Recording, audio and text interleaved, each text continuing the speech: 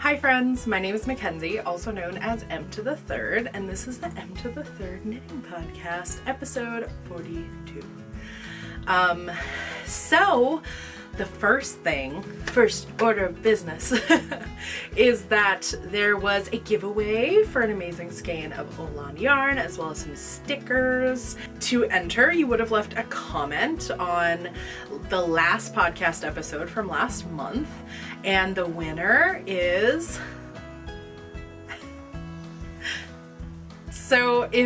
please, I haven't chosen it as I'm recording, so please DM me either on Instagram, email, what have you, so that you can send me your address and I can get the prize out to you. Thank you all for commenting on the video. Yeah.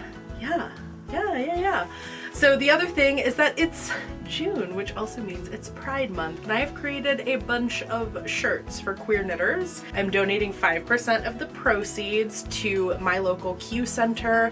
It was for the month of May, but I'm extending it through June, so please go take a look at those. They're cute, they're fun, and yeah, it's a great way to show off your support for queer knitters and to show that you are a queer knitter, you know, all that good stuff. So I know that the last episode I had so much housekeeping, so I'm trying to find a way to keep the housekeeping down, because I know it's not super fun to have to skip through that or just to listen to it. So, but yeah, we've just got a lot of stuff going on. I want to give you a little general life update, which is that it is summer here, and what have we been doing? We have been so busy, Kay and I, just hanging with friends, knitting with friends, but also doing a ton of karaoke.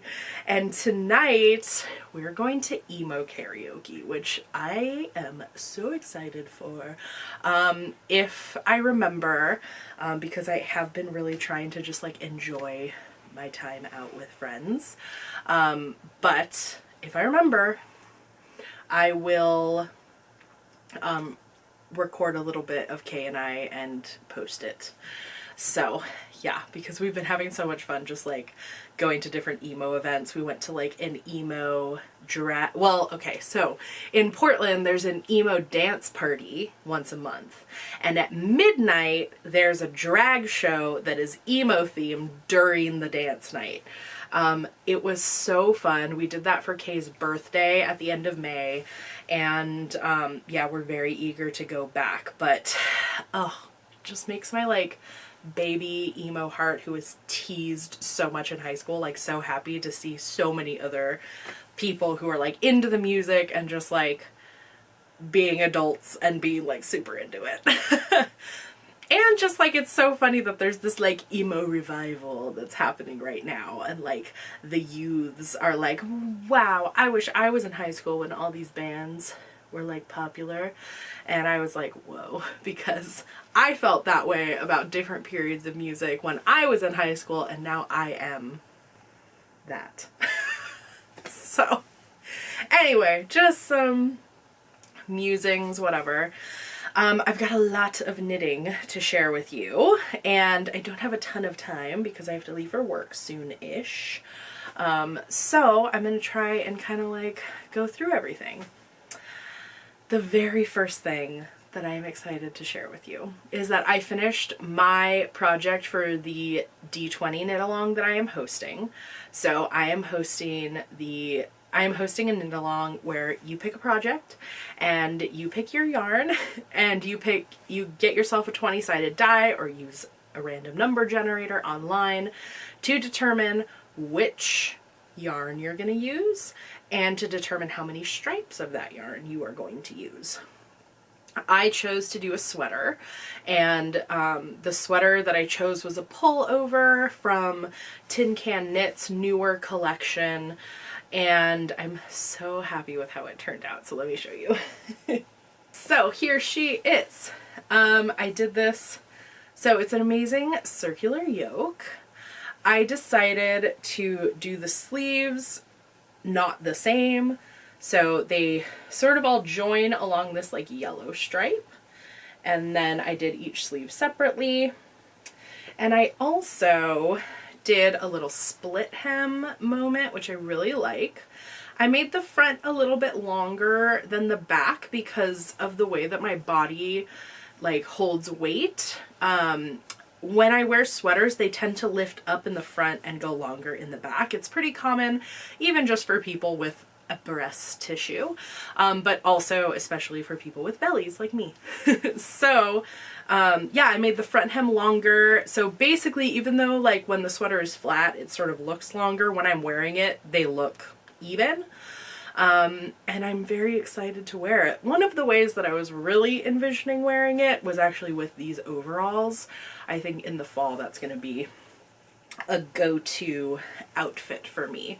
I also did the little tubular bind off on the hem with that like same acid green color, which I really like as just like a little nod, especially because I also did the collar that.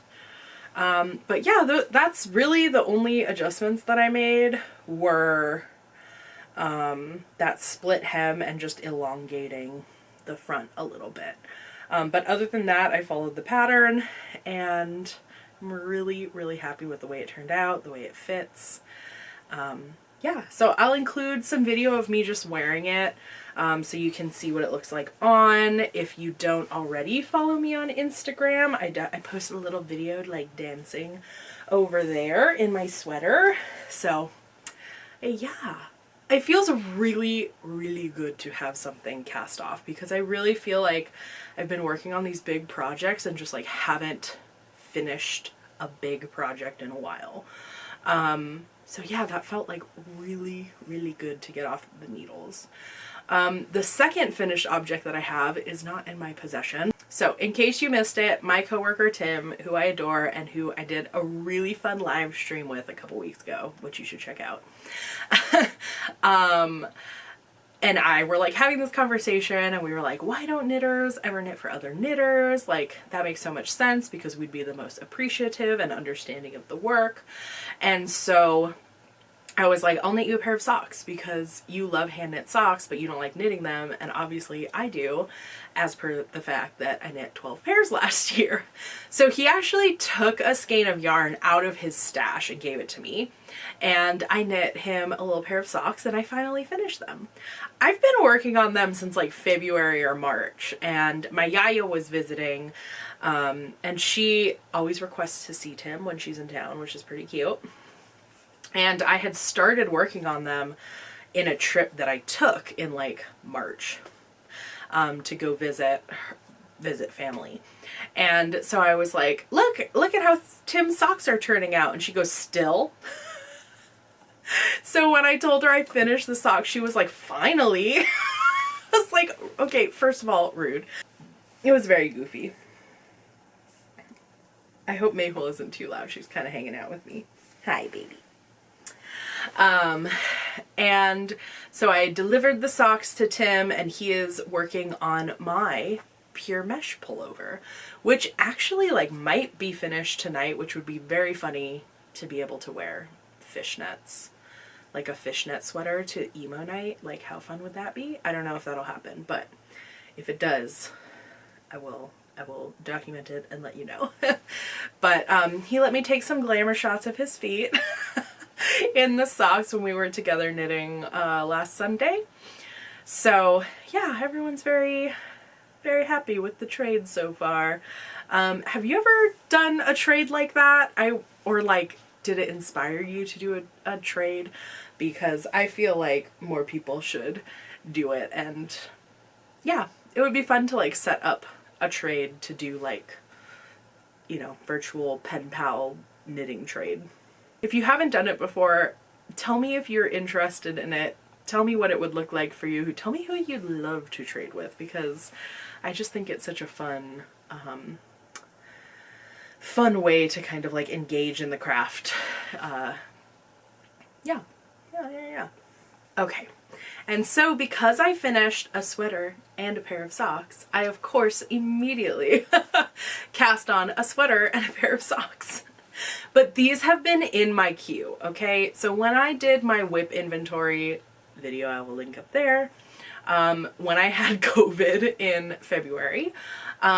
These were actually 2 whips that I included, even though I just had the yarn set aside for them. And I knew I needed to cast them on. One is a sample for the store that I work at, and the other is also for a trade because I had the brilliant, why am I not trading socks? Because I love knitting them. So that is all in this project bag that I made with an illustration that I drew last year. And I mean, I'm telling you, I cast this on yesterday and I have like barely anything. But this is the Grouse Creek pullover. It's a Barocco design team sweater, and it looks very small, but I promise I tried it over my head. I am using this beautiful yarn called Andorra by the Fiber Company. It has mohair in it. It's just like really lofty and nice. And I'm using a skein of Spin Cycle in Rusted Rainbow. There we go. Yeah, isn't that pretty? So that is just started. I think that before I take it to like knit night, I need to finish the color work. It's just a little cumbersome, and it's not always like every 3 rows. Like one of them was like the color work wasn't exactly centered, and there were like 2 increases that happened, one every 2 rows, one every 1 row. And I was like, I could not knit this at the store at knit night. So until I finish the color work yoke, which hopefully I'll get done soon, I will be knitting that at home. But I do have also the sock for another trade that I'm doing. So my very good friend Zoe, who runs the cross stitch company Junebug and Darlin, this tattoo is actually one of her cross stitch designs, made a beautiful new cross stitch pattern that's coming out very soon that is a horseshoe in her like classic style. She's just amazing at what she does. And I was like, I would love one of those, but not the kit, the finished product. And I was like, I will knit you a pair of socks if you want to make me one of them. And she was like, done and done. So she sent me some inspiration photos of like some socks that she had seen, and one of them was this. And so I'm kind of following that as like the general guide. I have this wonderful skein, like tweedy skein of Farmer's Daughter from her sock club in 2020. Why won't it focus? We're really struggling with the focus here today. Come on. Oh, there we go. Okay. It's a little blown out on screen, but it's a very like sprucey, like it's like blue, but there's elements of green in it. It's really gorgeous.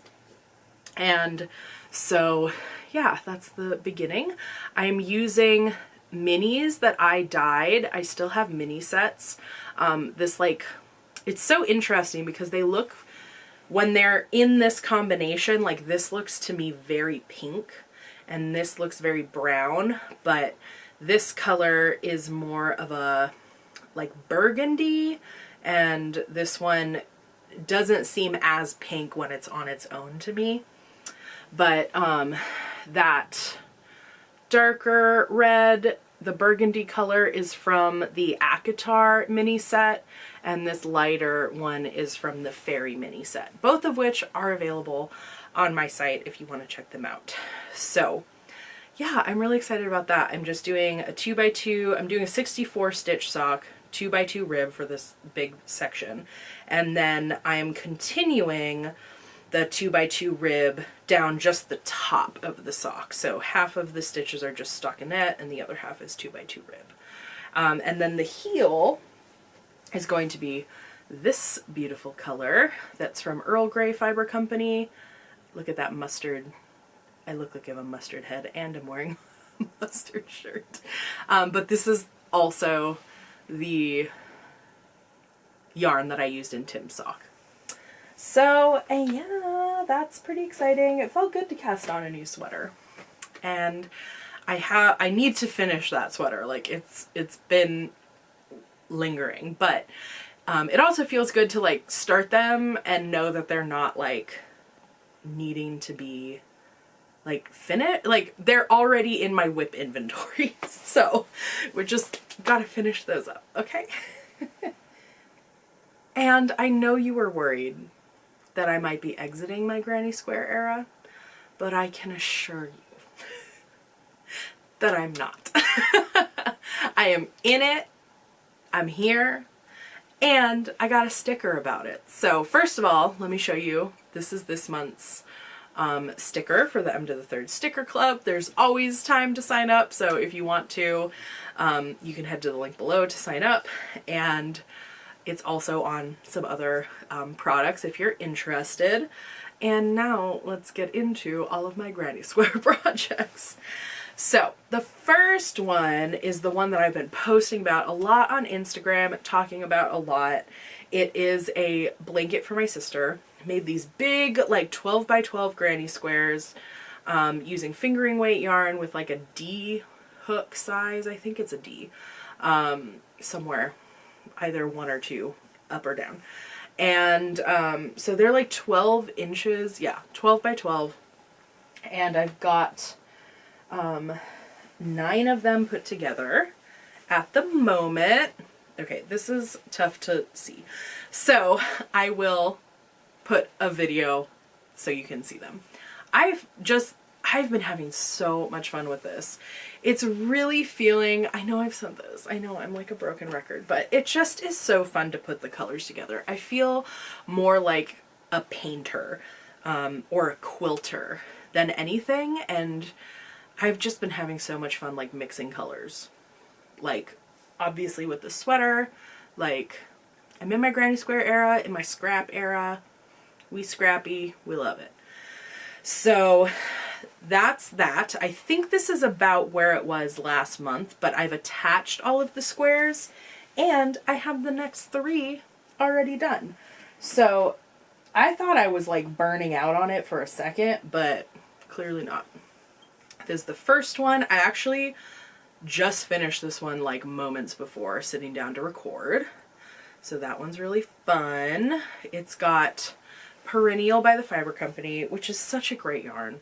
It's really great. If you haven't played with it yet, it comes in these like little mini skeins that I think are like 10 grams. Like they're small little skeins. They're $4 each and they are amazing neon colors. So would recommend picking them up. We've got some Spin Cycle. We've got this skein from Dell's. We've got some Unique self-striping. We've got this little mini from Priska, Farmer's Daughter, and then a different skein of Spin Cycle. So that's one.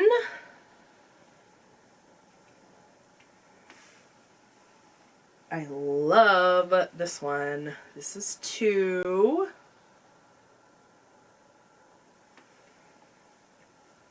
And this is 3.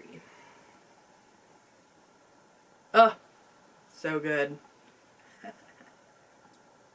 And this one was really fun because this was actually a bunch of scraps that someone brought to the store. They were like getting rid of a bunch of yarn. So like this gradient in the middle and this were all part of that scrap collection. And I was like, amazing, your palette is absolutely right on par. And now look, I know this is opening up a complete can of worms and could be dangerous. But if you have fingering weight minis or scraps that you're feeling like, they're just taking up space, I don't want them, you hit me up. You let me know. I can send you money for shipping and you can send them to me and I will use them in crochet projects. No pressure, but I'm just giving you a nice option if you need to get rid of some stuff. Okay? Okay. Okay, so the next, if you watched my bucket hat video up here, you'll know that I was like at a wedding and spent a bunch of time with my mom and Yaya. And we had such a good time. Like, just, I feel like we were all inspiring each other. We went to some fabric stores, we went to some yarn stores, and we just had like such a nice time together. And so while we were visiting, Yaya knows how to crochet. They've both like learned how to knit, but they don't knit. You know what I mean? But Yaya's knows how to crochet. She crocheted everyone's slippers like with our pajamas last year, and but she's never made a granny square, and I was like, you can make a granny square, like easy peasy. And the hotel we were staying at was for real across the street from a Joann's. And so we like went to Joann's, and I got yarn and a hook, and she got some yarn and a hook so that we could make a granny square together. By the time she left, which was just a few days later, she had finished 3 skeins of yarn and made like, I don't know, 30 granny squares. And I was like, what the hell? So that was fun. And I got this like like, you've seen them? They're like these, hold on, let me grab one. Okay. So they look like this. Okay. It's acrylic. I wouldn't even call it self-striping. I mean, it is, but the stripes are really big. And so I bought one of these, and I made a bunch of granny squares on it, like a pretty big hook. And I will tell you what, okay? Tell me this is not extraordinarily phallic. I mean, like, what the fuck? Okay, I mean, it's ridiculous. I don't know who decided this was a good idea. It's so absurd. I don't know what the point is. I don't get it. If anyone knows why they did this. It looks like a worm, but you know what worms look like. Okay, so anyway, I got one of these. Made a bunch of granny squares. Really liked them. And also was inspired. Okay, so not only is my nail color inspired by, but also my determination to make a granny square blanket out of acrylic is all from the Prickly Stitch podcast. If you haven't already checked them out, you definitely should. They're like a newer podcast, 2 amazing ladies, and I just adore them. We're friends. Yeah, anyway. And so I was like, you know what? Yeah, I do want an acrylic blanket that I can throw in the wash, and I don't know, I just got this like bee in my bonnet. It was a bee in my bonnet. And so I've been making granny squares with this. So the other part of this is that when I got back, I was like, no, I think I want more so that I can make like a legit like throw. And so I went on Joann's and looked at my local one, because when we visited, that was the one in Seattle, and these colors were being discontinued. So it was like under $4 or under $5. I think it was under $5 a skein, 4 something per skein. So I just like cleared them out, which I think was about $5. And I got this color that's like, and I got 2 of these, which is like a solid for a border. And this color is called Sticky Rice, which I just found so charming and cute. So I have stacks on stacks on stacks of granny squares, right? So many. Amazing. And I just started putting the border. I think I've attached a couple of them together, but I'm not 100% decided on how I'm going to attach them. But I started just to kind of see what they look like, and it's very charming. So yeah, do you have a favorite method of joining them? Because I've tried a few. I'm not like 100% happy with any of the ones. I'm going to try one more, which is the way that I've been joining that one down there. The other one. And, yeah, just trying them out. But anyway, I think they're cute. I'm actually really enjoying the process. I think crocheting with acrylic is like far superior to knitting with acrylic, if I'm honest. So, I mean, even like in some ways I was like, this could be like a camping blanket. It could be an outside blanket, or like, you know, one that we carry out onto the porch with us. So, yeah, it definitely has its purpose. Will I choose to knit with acrylic all the time? No. But yeah, I feel like this is growth for me to learn to knit and make with acrylic. And I know there's problems with it. I understand that it is plastic and microplastics when you wash it, and etc., etc. So again, like, wool will always be my number one, but I think it's really smart to expand my horizons, if you will. And that's what I'm doing. So, all right. Oh, and then last but certainly not least, in the Granny Square Granny Square portion of this podcast episode, I am still slowly but surely working on my little cardigan. So it's just, there's so many other things going on. So, but yeah, it's coming along. It'll get there eventually. Look how fun that looks on camera. So, yeah.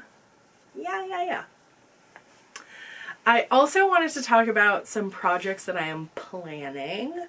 One of which, like, I also wanted to talk a little bit about planning, but like planning as making. I don't know. So when I was with my mom and Yaya, we visited a bunch of fabric stores, and in particular we ended up at stores that kind of focused on quilting. Part of that is that my cousin's friend gave her like a beautiful quilt for her daughter's birthday at the party. And we were all just like really inspired, and we were talking about quilting and kind of picking her mind. And she's like a newer quilter, but she just like was excited about it, and so we were getting excited about it. I've made a number of quilts, but I really have not been sewing. My space is not super conducive to it. And like previously I had a space where I could like be set up to sew, and I don't have that in this place. So I just don't sew very often, and it's just such a pain like pulling everything out but then having to pack it away. So I've kind of just fallen off the bandwagon. But while we were together, two things happened that got me really excited. One was that at Joann's I found a very, very cute Halloween fabric. Now, Halloween like jersey printed fabric. Now, my grandma makes the whole family Christmas jammies every year. She sews them all. It's a huge undertaking. We all just love it so much. And so Kay and I love Halloween. We love horror movies. And so I had this idea that I would start making Kay and I Halloween pajamas for Halloween times. It would give us an extra pair throughout the year, and we just love to cozy up in our Halloween stuff. So I was with Yaya, and because of course it's like the middle of summer, they had some very clearanced Halloween fabrics. So I was like, I'm just gonna get whatever's left on the bolt and I'll make it work to make some pajama pants. So I took it, and I was at home, and Yaya goes, I'll just make it for you. And I was like, I didn't ask. I could have just do it. And she's like, it'll be faster for me to do it. So she just takes the fabric, and she is making us Halloween pajamas, which is pretty cute. Second, I found this new collection of fabrics from Ruby Star Society called Tiny Frights. Let me focus. So I got the little charm pack, which are 5x5 squares, and they're just so freaking delightful. Got little eyes, little crows. This one might be my favorite. It's little candies. And so I just got one because it wasn't that expensive.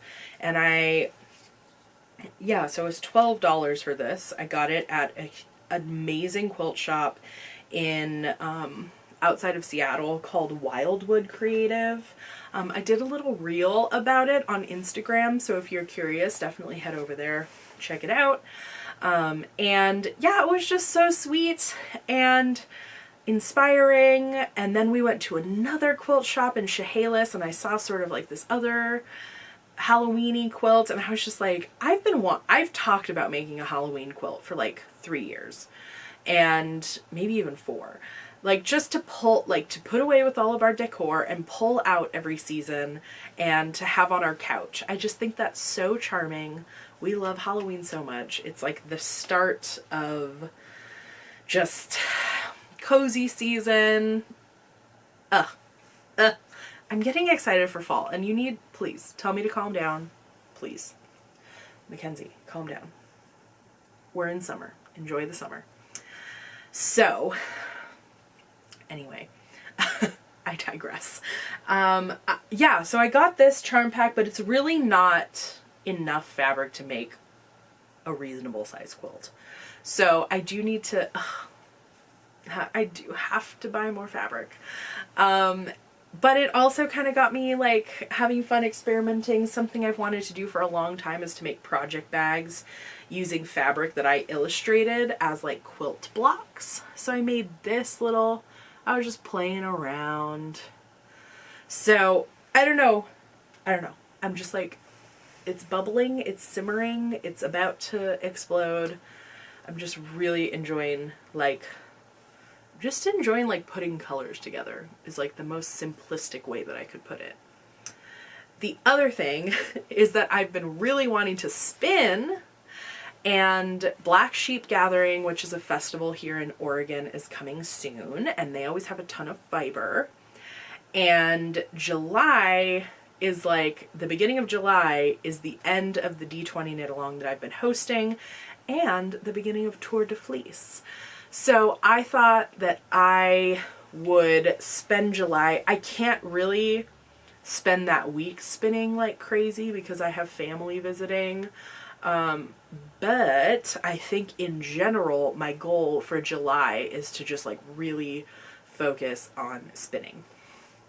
So we're kind of having like an impromptu, not very official Tour de Fleece group conversation over on Discord. So if that's something that you're interested in, you can join the Discord down below. But I think that will be really fun. I'm gonna vlog it, just kind of generally vlog all the spinning that I'm planning on doing in July. We'll see how that goes. And yeah, I don't know. I sort of feel like I'm not feeling creative by what I should be feeling creative about. I don't know what that should is. I don't know what those constraints that I'm putting on myself are. Like, it sort of feels like quilting and spinning aren't like as practical maybe as knitting, but we also know that productivity is BS in a capitalist society, right? So I'm really trying to like push those feelings down and just like enjoy what I'm working on. And for the most part, I really, really have been. Yeah. So even though like I feel like a lot of the projects that I have been working on for the last year or so have been pretty like simple, but colorful, and like I've been having more fun with color than with like complexity and like stitch pattern and stuff. So yeah, I've just been kind of like, I don't think there's anything wrong with that. It's just a reflection of what's been like you know, scratching my brain and making it feel real nice. And color has been doing that. And that's kind of cool to just acknowledge and lean into. So, yeah. I did make a list of the books that I have been reading. I don't really have time to talk about them right now. But I'm just wondering if that's something that you enjoy hearing about from me. I usually talk about them when I do live streams, which happen most Thursday evenings. But I would love to know if that's something that you enjoy, like a more formal video about. Because I could do like a knit and chat and talk about books and like media. But yeah, I don't know if it like makes sense for me to include it in the podcast episode. But yeah, I've been reading some really great books lately. Summer is definitely like reading time. I'm actually, as I drive to work, I'm gonna continue listening to the audiobook that I've been listening to because I can't stop. But yeah, in general, that's what's going on. If I have clips from emo night, I'm trying to make a little note to do that. I will include them at the end. But other than that, I hope you are just embracing summer if you're in the Northern Hemisphere, and just enjoy, like, I hope you get out into water if that's what you love. I hope you spend time in the sun.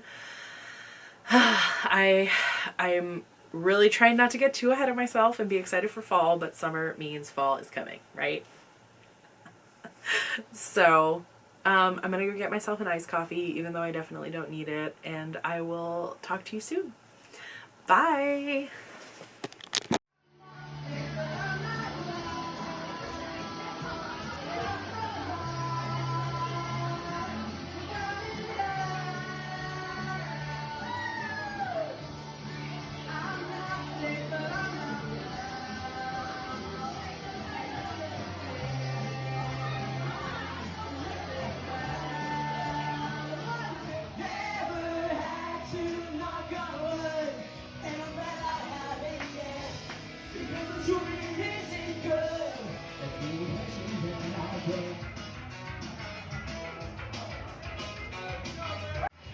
No.